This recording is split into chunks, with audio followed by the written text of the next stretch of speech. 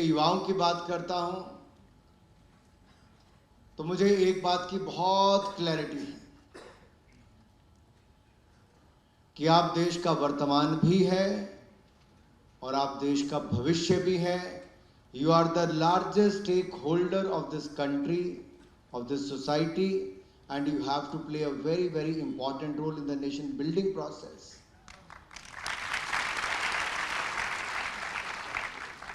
तो जब इस कार्यक्रम की कल्पना की गई थी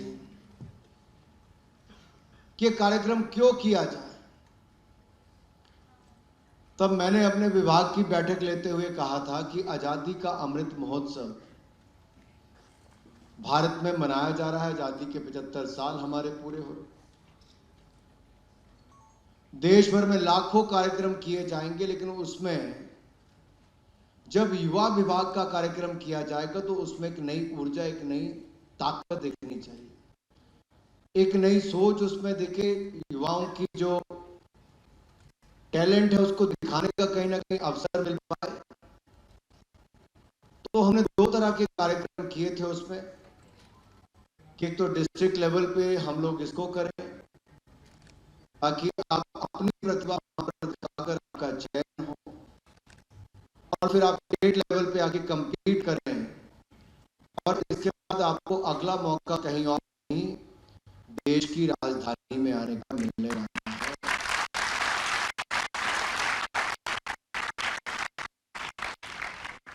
तो आज के लिए तैयार हैं? कंपटीशन के लिए तैयार हैं? दिल्ली में आने के लिए कौन कौन तैयार है? अरे वाह, वेरी गुड। ये हुई ना बात, इसका मतलब कंपटीशन अच्छा होने वाला है। आखिरकार ये कंपटीशन क्यों? क्योंकि आपके अंदर जो भावनाएं देश के प्रति है वो ये सबसे उपयुक्त समय है उसको दिखाने का। जैसा पिछले साल के भाषण में प्रधानमंत्री नरेंद्र मोदी जी ने कहा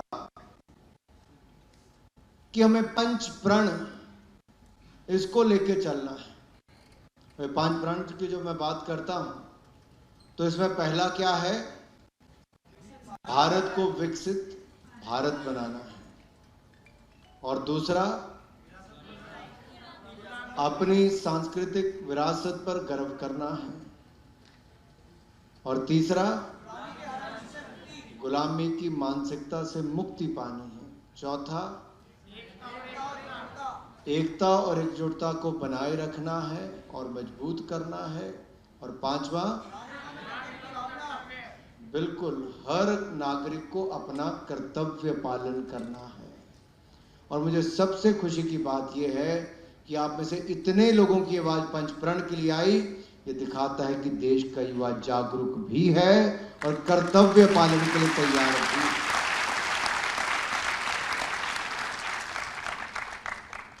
और जब जागरूक युवा होगा तो निश्चित तौर पर भारत का भविष्य सुरक्षित हाथों में होगा। मैं आपसे एक अपना किस्सा साझा करना चाहता हूं। मैं 2010 में युवा मोर्चा का राष्ट्रीय अध्यक्ष बना, भारतीय जनता युवा मोर्चा का।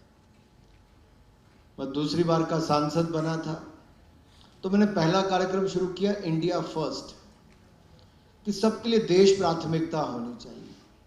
जब मैं वो कार्यक्रम लेके देश भर में कार्यक्रम कर रहा था तो नीचे से एक आवाज आती थी कि कश्मीर, कई लोगों को ये लगता था कश्मीर की स्थिति क्या है, क्या वो कहां पे खड़ा है, वहां पे क्या होता है, वहां पे पथराव क्यों होता है, ये अलगाववादी घटनाएं क्यों होती है। और युवाओं के मन में ऐसे प्रश्न उठते थे। तो मुझे लगा कहीं ना कहीं कि अगर मैं धरातल पे इन कार्यक्रमों को लेके गया हूं तो जनता की बात सुनने के बाद इस पे कुछ किया जाए। और स्थिति ये सामने आई कि पूरे देश भर में 15 अगस्त 26 जनवरी को तिरंगे झंडे लोग कोई अपने घर पे फहराता था, कोई चौराहे पे फहराता था, घरों पे तो बहुत कम फहराते थे उस समय। लेकिन कश्मीर में लाल चौक पे या अन्य जगह पर वहां कई बार पाकिस्तान का झंडा लेके उसके ऊपर चढ़ जाते थे, कई बार सड़कों पे फहराते थे, और भारत के झंडे को कई बार आग लगाने का काम भी। मुझे लगा कहीं ना कहीं कि अगर मैं धरातल पे इन कार्यक्रमों को लेके गया हूं तो जनता बात सुनने के बाद उस पर कुछ किया जाए। और स्थिति ये सामने आई कि पूरे देश भर में 15 अगस्त 26 जनवरी को तिरंगे झंडे लोग कोई अपने घर पे फहराता था, कोई चौराहे पे फहराता था, घरों पे तो बहुत कम फहराते थे उस समय। लेकिन कश्मीर में लाल चौक पे या अन्य जगह पर वहां कई बार पाकिस्तान का झंडा लेके उसके ऊपर चढ़ जाते थे, कई बार सड़कों पे फहराते थे और भारत के झंडे को कई बार आग लगाने का काम भी कर देते थे। और देश के और प्रदेश की सरकारें मूक दर्शक बन के रहती थी। जब मैंने कहा कि मैं कलकत्ता से कश्मीर की यात्रा करूंगा, डॉक्टर श्यामा प्रसाद मुखर्जी जो भारतीय जनसंघ के पहले अध्यक्ष हुए, उन्होंने अपनी इंडस्ट्री मिनिस्टर की पोस्ट को छोड़कर नेहरू जी की सरकार के समय जनसंघ बनाया। जनसंघ में से कश्मीर के मुद्दे के लिए कि एक देश में 2 विधान, 2 प्रधान, 2 निशान नहीं रह सकते। कलकत्ता के रहने वाले को कश्मीर से क्या लेना था? लेकिन देश को एक रूप में देखते थे, देश के हर राज्य को उसका अभिन्न अंग मानते थे। उनके लिए अपना बड़ा पद जरूरी नहीं था। वो बहुत छोटी उम्र में वाइस चांसलर बन गए थे कलकत्ता यूनिवर्सिटी के। उन्होंने अपना पद त्यागा और कहा कि मैं परमिट राज को खत्म करूंगा। और जब वो माधोपुर से जम्मू कश्मीर के अंदर एंटर किए तो उनको गिरफ्तार करके उनको जेल में डाल दिया और संदिग्ध परिस्थितियों में उनकी मृत्यु हो गई। लेकिन भारतीय जनता पार्टी ने उस समय से 2019 तक उस विषय को लगातार पकड़ के रखा, छोड़ा नहीं। और मैंने जब 2011 में वो यात्रा की 12 जनवरी से 26 जनवरी की, तो पूरे देश में तो तिरंगे का स्वागत हुआ, लाखों युवा जुड़ गए। लेकिन जम्मू कश्मीर के बॉर्डर के अंदर जब एंटर किए तो पुल पे, माधोपुर पुल पे सामने ऐसे सैकड़ों पुलिस वाले हथियार लेके खड़े थे। फेंसिंग कर दी थी, जैसे मैंने पाकिस्तान जा रहा हूं ऐसा लगता था। आने पर रोक लग गई थी। जम्मू कश्मीर में जहां जम्मू स्टेशन पे, हवाई अड्डे पर, माता वैष्णो देवी, कहीं और स्थानों पे हमारे कार्यकर्ता पहले पहुंचे, कोई कश्मीर पहुंचा, उनको गिरफ्तार करके जेलों में डाल दिया गया। अपने देश में तिरंगा फहराने के लिए 2011 में कांग्रेस की सरकार के समय देश में, और वहां पर एनसी की सरकार थी, नेशनल कॉन्फ्रेंस की। आप कल्पना कीजिए 2011 में देश 1947 में आजाद हो गया, लेकिन 2011 तक ये तिरंगा झंडा फहराने की वहां पर रोक लगती थी। और मुझे कहा गया तुम आओगे तो आतंकवादी तुम्हें गोली मार सकते हैं, मत आओ। उस समय के मुख्यमंत्री उमर अब्दुल्ला जी ने मेरे पिताजी को फोन किया और कहा कि आपका बेटा अपनी जान पर खेल कर आ रहा है, अच्छा नहीं है, उसको वापस बुला लीजिए। तो मेरे पिताजी ने कहा क्या करने आ रहा है? तो कहा नहीं, वो यहाँ पे लाल चौक पे तिरंगा फहराने आ रहा है। तो कहते अपने देश में तिरंगा फहराने पे गुनाह कहां पर है? तो कहा नहीं, उसकी जान को खतरा है। तो कहते कोई नहीं, तिरंगा फहराने जा रहा है ना, मेरा बेटा है, जाने दो, तिरंगा फहराकर आना है।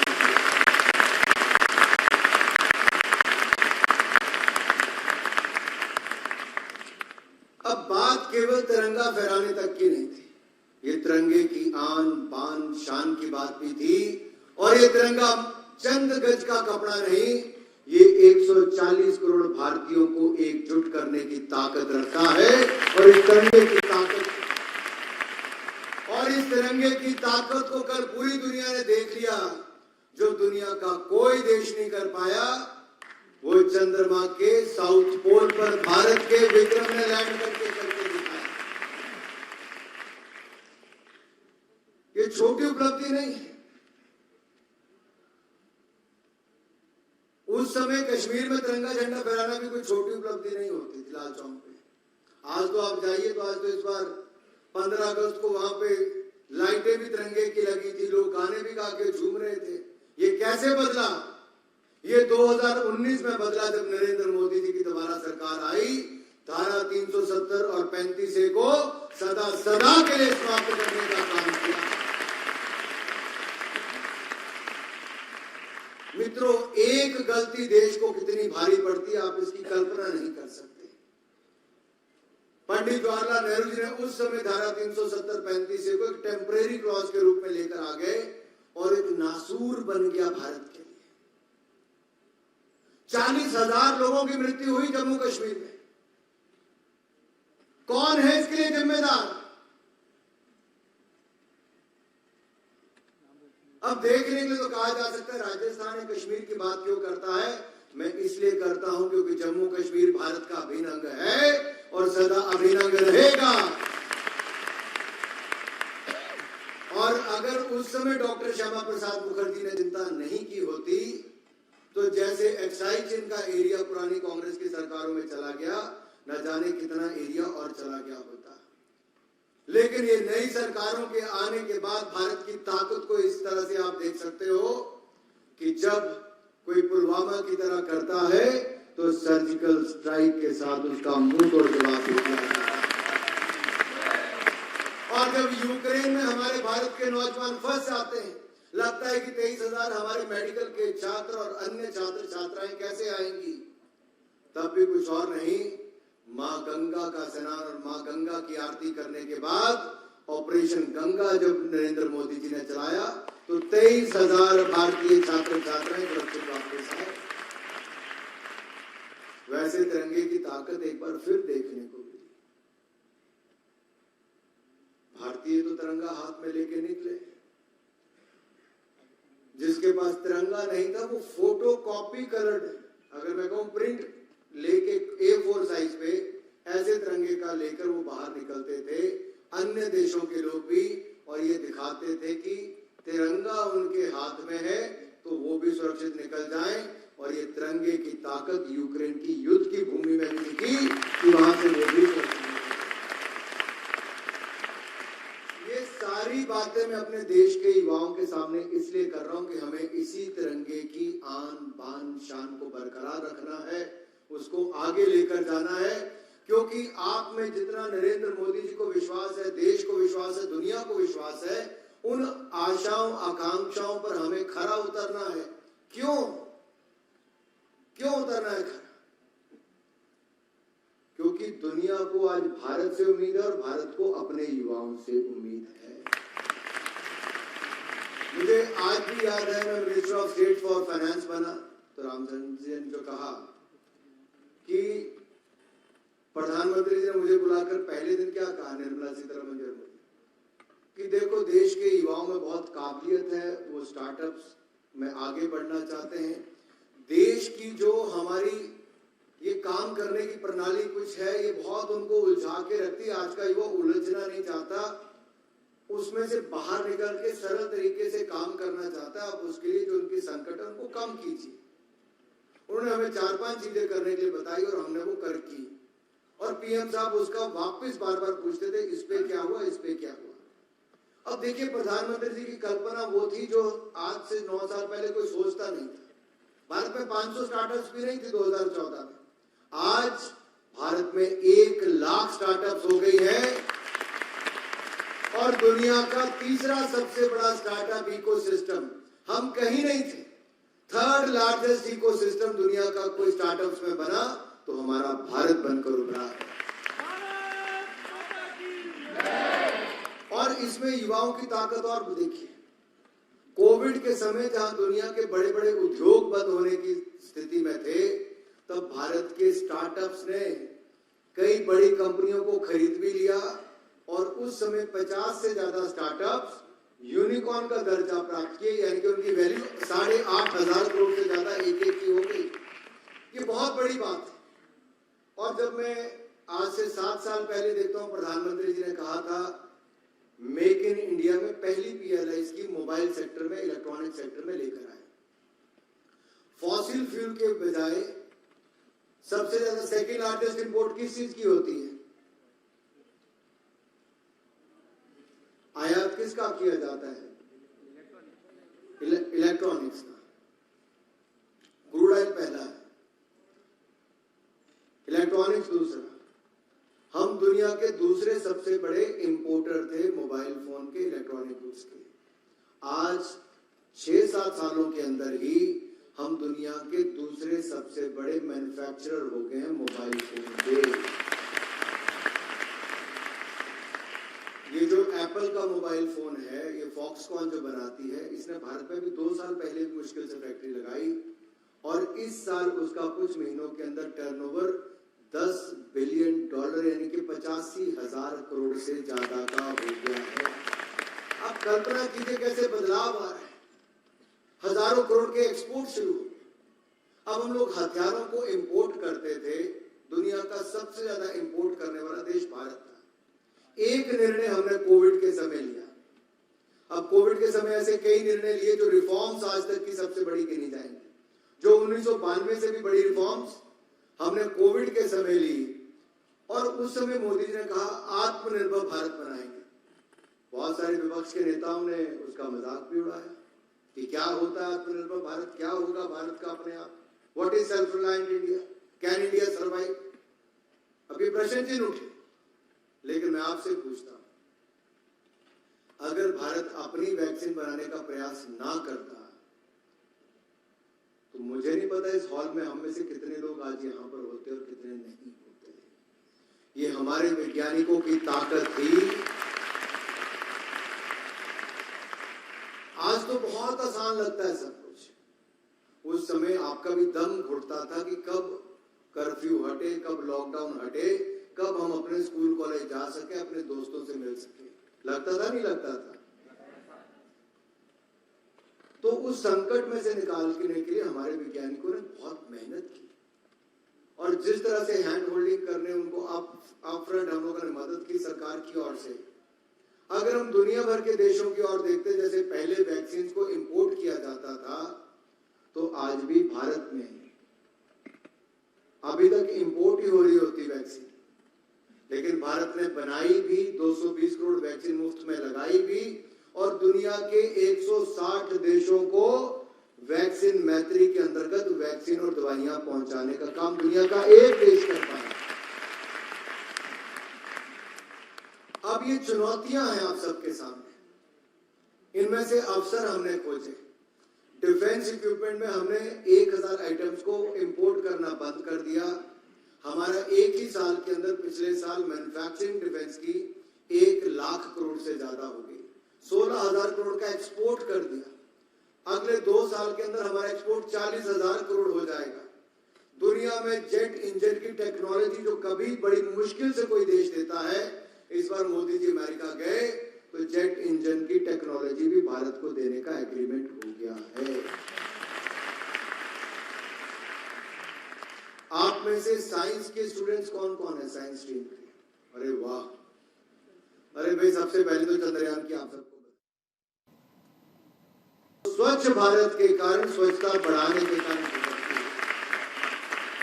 और ये मेरा आंकड़ा नहीं है, WHO का आंकड़ा है, वर्ल्ड एजेंसीज के आंकड़े।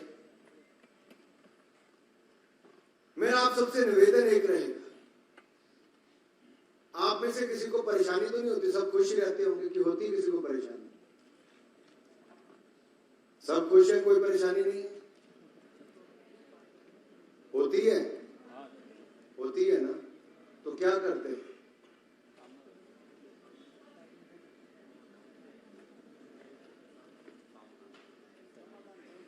समाधान खोजते हैं। देखिए, कोई किसी व्यक्ति का जीवन ऐसा नहीं जहां कोई परेशानी ना हो। परेशानियों से भागना बहुत आसान होता है। हर जिंदगी में एक मुश्किल इम्तिहान होता है। भागने वालों को कुछ नहीं मिलता जिंदगी में, लड़ने वालों के कदमों में ही जहां होता है।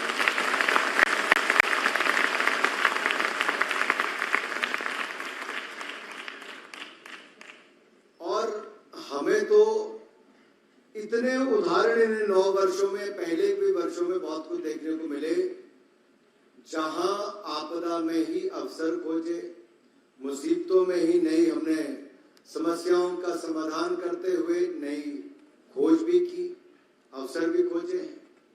इसलिए मेरा आप सबसे निवेदन रहेगा, आप में से कितने लोग हैं जो एक दूसरे को पहले से जानते हैं, एक से दूसरे जिले वालों को? आप में से राजस्थान के 33 जिले किसने घूमे?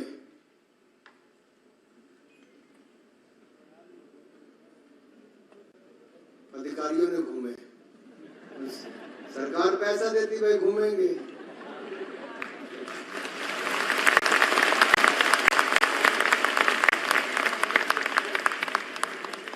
और इनकी ड्यूटी है कि युवा विभाग के कार्यक्रम को लेकर आपको हर जिले में जाना है। अच्छी बात, आप लोग गए।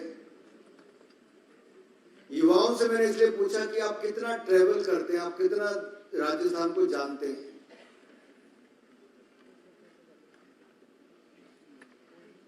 देश के 10 से ज्यादा राज्य किसने देखे? 1 2 3 4 5 6 7 17 लोग हैं जिन्होंने 650 में से 10 से ज्यादा राज्य देखे। मुझे लगता है हमें ट्रैवल करना बहुत आवश्यक है। इससे आपको बहुत एक्सपोजर मिलता है, एजुकेशन मिलती है, आपको नए लोगों से मिलने का अवसर मिलता है। और आपके स्कूल कॉलेजेस को भी प्रयास करने चाहिए, नहीं तो आपको अपने परिवार या अपने दोस्तों के साथ ट्रैवलिंग की आदत डालनी चाहिए। इससे आपको बहुत कुछ सीखने का अवसर मिलेगा। अभी आप में से कितने लोग मन बनाकर आए हैं कि ये जो बाकी जिले के लोग आए हैं, ये अगले एक दिन के अंदर आज दोपहर का भोजन होगा, बीच में चाय होगी, रात का भोजन होगा, फिर कल भी होगा, ऐसे ही है कल तक। तो इतनी देर रुकना है तो कितने जिले के लोगों को हम जान पहचान कर सकते हैं? 10-12 से तो कर ही सकते हैं कि नहीं कर सकते? इनके अलग अलग ग्रुप्स बनाने चाहिए। एक दिन एक अलग ग्रुप के साथ बैठे, शाम को दूसरे ग्रुप के साथ, फिर रात को तीसरे ग्रुप के साथ, ताकि एक दूसरे को जाने, अपने नंबर, ईमेल आईडी कुछ भी हो वो शेयर करें और भविष्य के लिए एक दूसरे के पास आने जाने का कार्यक्रम भी करें और एक दूसरे से मिलने का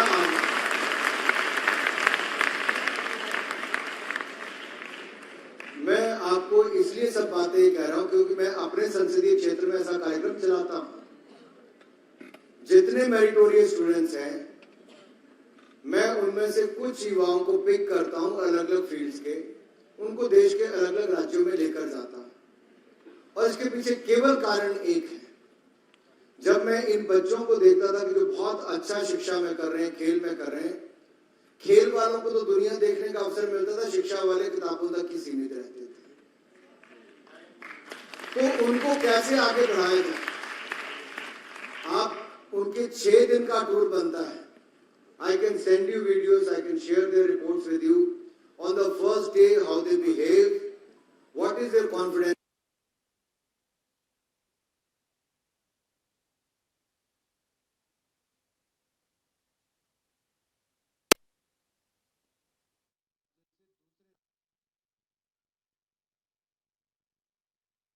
एक इंसान के रूप में दिखता है। तो मैं इसलिए आप सबसे कहता हूं कि क्यों एक दूसरे को जानना है। आप किसी बाहर वाले व्यक्ति को नहीं कर रहे, ये भी आप की तरह प्रतिभाशाली युवा चुनकर आए। एक भारत श्रेष्ठ भारत, हमें इसको आगे बढ़ाना है। और मैं चाहता हूं कि आप यही नहीं, देश के अन्य राज्यों में भी जाने की शुरुआत करें। हमारे बहुत सारे कार्यक्रम होते हैं जिसमें कम संख्या में युवाओं को लेकर जाते हैं, लेकिन मेरा मन है कि शिक्षा विभाग के साथ टाई अप करके हम देश की बड़ी संख्या में युवाओं को एक राज्य से दूसरे राज्य, विशेष तौर पे नॉर्थ ईस्ट हो या फिर पर्वतीय राज्य हो, जैसे कश्मीर है या हिमाचल या उत्तराखंड के बॉर्डर के इलाके हो, या हमारे अन्य बॉर्डर के इलाके, चाहे वो गुजरात हो या राजस्थान का बॉर्डर हो, हमें वहां पर भी देखना चाहिए कि बॉर्डर की चुनौतियां क्या है, वहां पे लोग रुके कैसे हैं, जो सीमाओं पर भी डटे हैं और भारत के झंडे को वहां पर भी ऊंचा ही करके रखते हैं। If I have to say it in short, I'll say one line: your network is your net worth. जो आप आज नेटवर्क बनाओगे वो सारी उम्र के लिए आपकी पूंजी। न जाने आप जैसे आज मिले हो, कल वो कहां पहुंचने वाला है, किस क्षेत्र में आपको उसकी जरूरत, यानी कि जरूरत के लिए हमें करना है। हमें उनसे सीखने के बहुत सारे अवसर मिल सकते हैं। सो बहुत सारे लोगों से बात करने की आदत डालना। जब ऐसे मौके मिले तो खाना ही है, लेकिन ऐसे टेबल पे बैठे जो हमारे साथ अपने जिले से आए, उसकी बजाय हम किसी और की टेबल पे जाके बैठे। बात छोटी है, लेकिन 6 जिले के लोगों से मिलोगे तो वहां के जिलों की क्या समस्याएं हैं, वहां पे क्या सुविधाएं हैं, वहां पे कौन बेस्ट स्कूल्स है, बेस्ट कॉलेजेस क्या है, वहां की परंपराएं। देखिए, आपका राजस्थान इतना बड़ा है कि आप मेवाड़ वाले इलाके में देखोगे, मारवाड़ वाले इलाके में देखोगे, शेखावटी में देखो, सब में अलग अलग ही कल्चर है। तो आप तो अपने आप में कई देशों से बड़ा राजस्थान, लेकिन कितना देख पाए।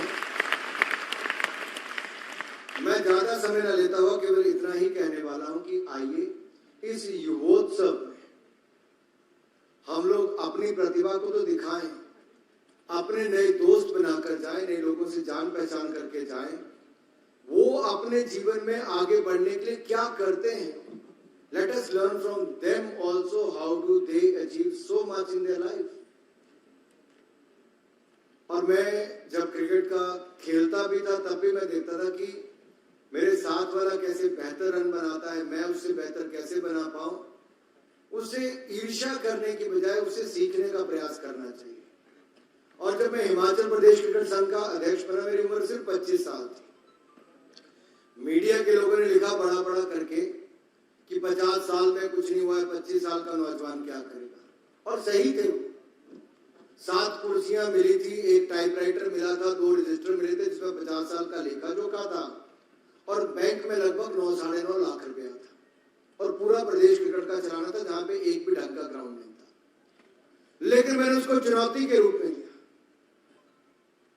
और 5 वर्ष, रिकॉर्ड है, कोई मैं किसी छुपा नहीं सकता, सिर्फ 5 वर्षों में हिमाचल की टीम जहां एक भी मैच नहीं जीती थी, कोई बड़ा ग्राउंड नहीं था, मैंने उन 5 वर्षों में 5 नए ग्राउंड तो बनाए ही।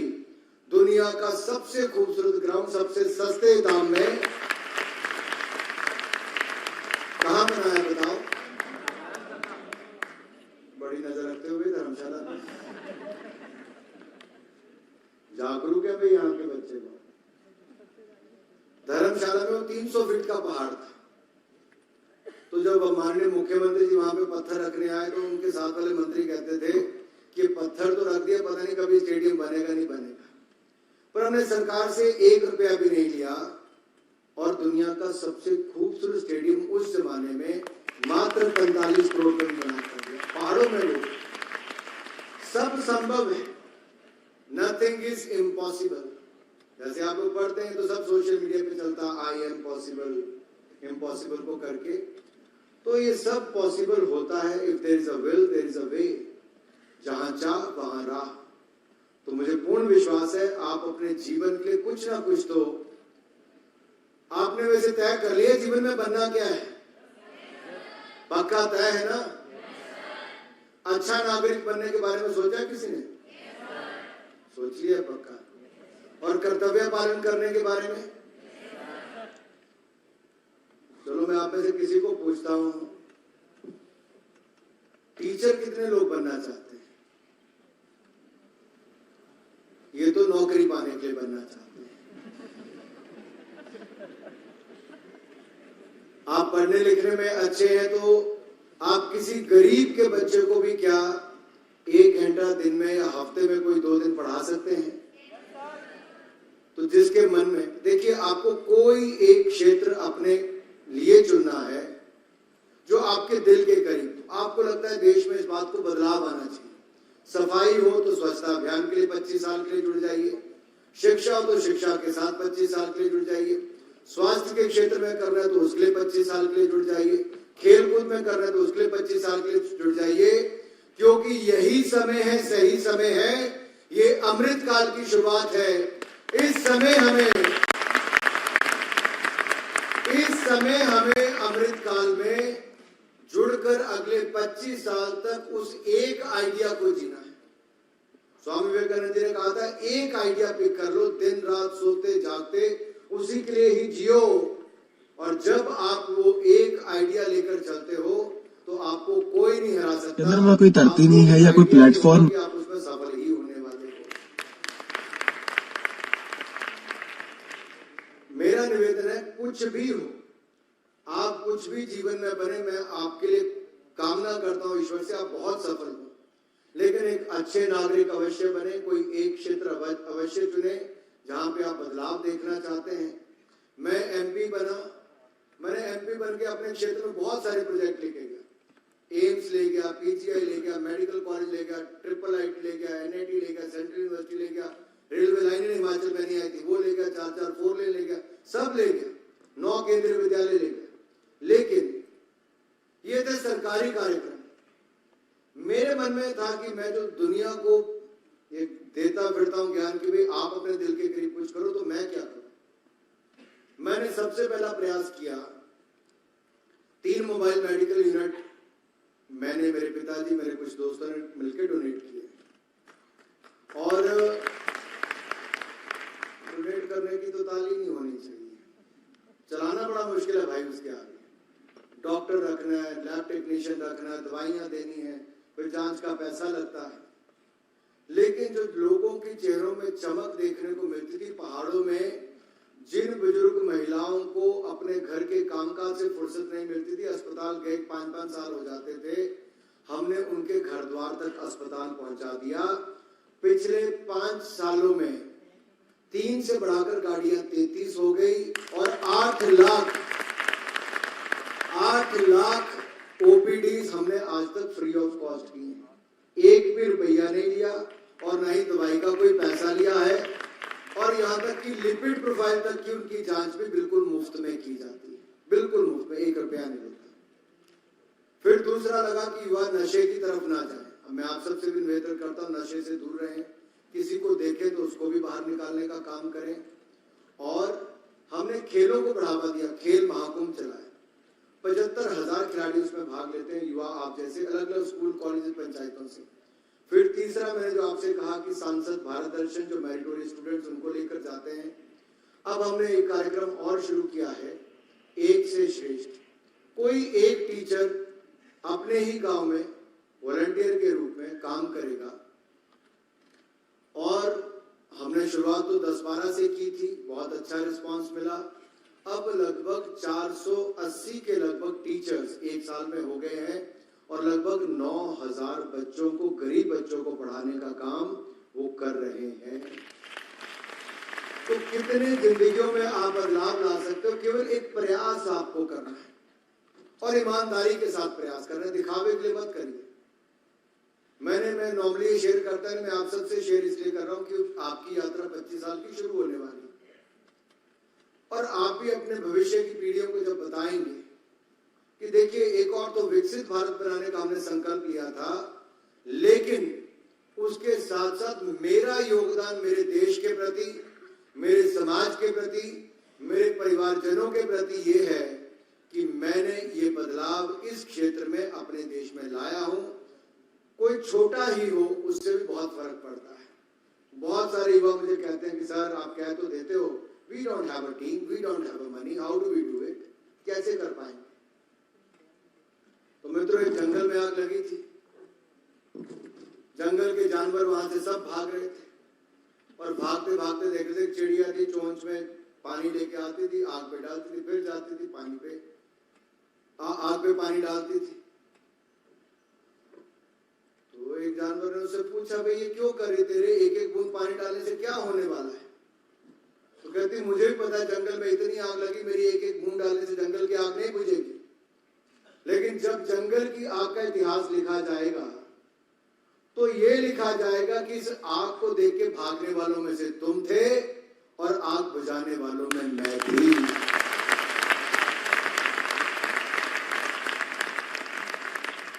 हम अपने आप को कहां देखना चाहते हैं, आपको तय करना है। Sometimes we feel that we are answerable to the family, to the parents, to the society. I'll say you are answerable to yourself. आप अपने लिए जवाबदेह हैं। समाज की ज्यादा चिंता मत करो, बाकी सब। आपका दिल क्या कहता है, आपका दिल आपके देश के प्रति कौन सी भावना को जागरूक करता है, वो कीजिए। आप मेरा विश्वास लेकर चलिए, जो मैं अब तक जिया हूं, जितने भी 17-18 साल मैंने राजनीति में आने के बाद या उससे पहले भी जो मैंने क्रिकेट संघ में काम किया, मैंने वही किया जो मेरे दिल के करीब था। और मुझे जो जिम्मेदारी मिली, मैंने कभी भी उसमें कभी इधर नहीं भागा उधर नहीं, 100% देने का काम किया। So give your 100%, don't wait for the results, नेकी कर कुएं में डाल, यही सोच लेकर चलो और नेकी नेकी नेकी ही करते जाओ और एक नेक इरादों से अपने देश को आगे पहुंचाओ। आप सबको बहुत बहुत बधाई और शुभकामनाएं। जय हिंद, जय भारत। और जिसको लगता है कि चंद्रयान, एक तो आपकी उठक बैठक बड़ी करवा देते हैं। मैंने उठने के लिए किसी को नहीं कहा, आप लोग खुद ही उठ गए। लेकिन मैं इतना ही कहूंगा कि चंद्रयान 3, न जाने आप में से कितने लोगों ने सोचा था ये सच होगा कि ना होगा, लेकिन मैं इतना ही कह सकता हूं, भारतीय कोई भी सपना ले ले, वो सच और साकार करने का सामर्थ्य रखते हैं। और आज भारत ही ऐसा भारत हो गया जहां पर हमने चंद्रयान की सफलता के बाद रुकने का काम नहीं किया। प्रधानमंत्री मोदी जी ने अगला लक्ष्य भी निर्धारित कर दिया है। तो ये नए भारत की नई उपलब्धियां, नए भारत की नई सोच, नए भारत की नई ऊंचाइयां, ये सब आपको मुबारक हो और नया भारत सशक्त भारत बने। आइए मिलकर हम अपना योगदान दें। बहुत बहुत बधाई, बहुत बहुत शुभकामनाएं।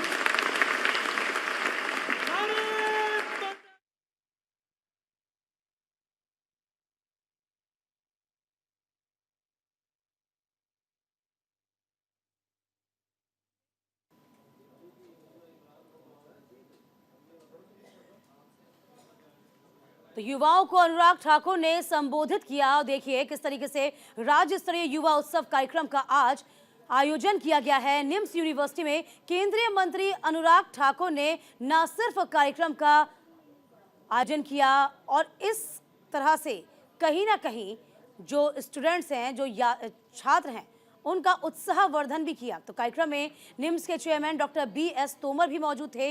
न्यूज इंडिया की MD दीक्षा शर्मा भी मौजूद थे। तो निम्स यूनिवर्सिटी में केंद्रीय मंत्री अनुराग ठाकुर को सादर आमंत्रित करते हुए तस्वीरें भी हमने साझा की थी। इसके अलावा आपको बता दें कि राज्य स्तरीय युवा उत्सव कार्यक्रम का आयोजन किया गया, जिसका एक सीधा और बड़ा मकसद है कि तमाम युवाओं को मेन स्ट्रीम में जोड़ना। इसी के साथ साथ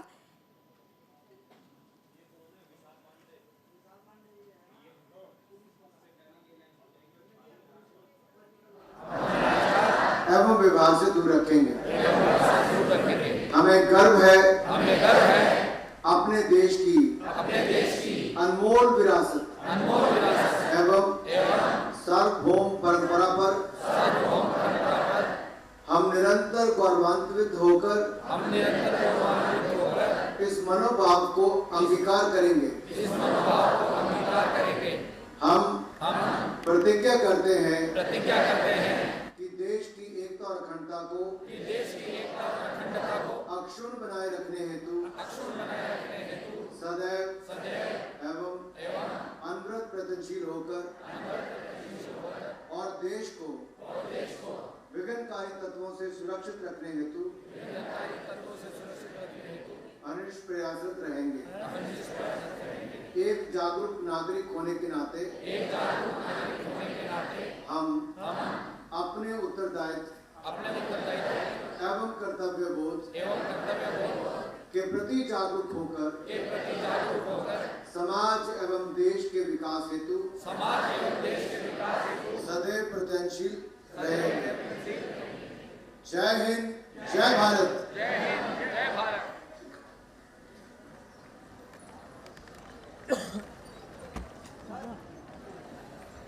राज्य स्तरीय युवा महोत्सव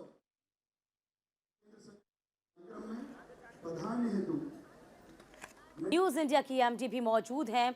इसी के साथ साथ इस कार्यक्रम का एक बड़ा और मुख्य उद्देश्य कि तमाम जो युवा हैं, आदिवासी युवा हैं, उनको मेन स्ट्रीम में लाना, उनको मुख्य धारा में जोड़ना। इसका एक भव्य आयोजन हुआ है। हम तस्वीर आप तक साझा कर रहे हैं। राज्य स्तरीय युवा उत्सव कार्यक्रम का आयोजन अमृतकाल के पंच प्राण पर ये 2 दिवसीय युवा उत्सव कार्यक्रम रखा गया। देखिए तस्वीरें कुछ वक्त पहले की हैं, जब न्यूज इंडिया के MD दीक्षा शर्मा भी मौजूद इस कार्यक्रम में और यहाँ पर उनका स्वागत किया गया है। तस्वीरें साझा की जा रही हैं। इस मौके पर अनुराग ठाकुर ने भी अपनी बातें रखी हैं। युवाओं का उत्साहवर्धन करते हुए नजर आए। युवा देश का भविष्य है और कहा है जो भी काम अपने हाथ मिले उसे पूर्ण करें। और ये काम कर दिखा है चंद्रयान 3 ने, जो कि सीधा सीधा हमें सबक देता है कि आप कभी हार ना माने।